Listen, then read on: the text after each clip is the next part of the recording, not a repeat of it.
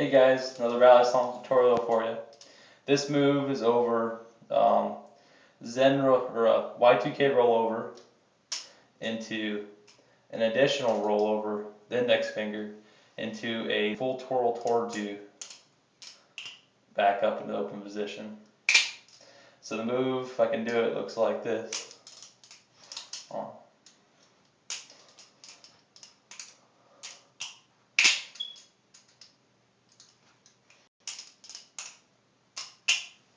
There we go.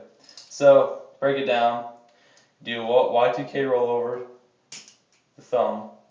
Let that rollover continue over the index finger into this position. That's the hardest part. Letting that momentum carry you over into that position.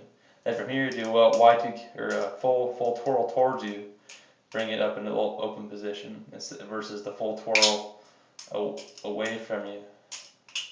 So here, y2k, extra roll over the index finger, full twirl. One more time, y2k, extra roll, full twirl towards you. Have fun, guys.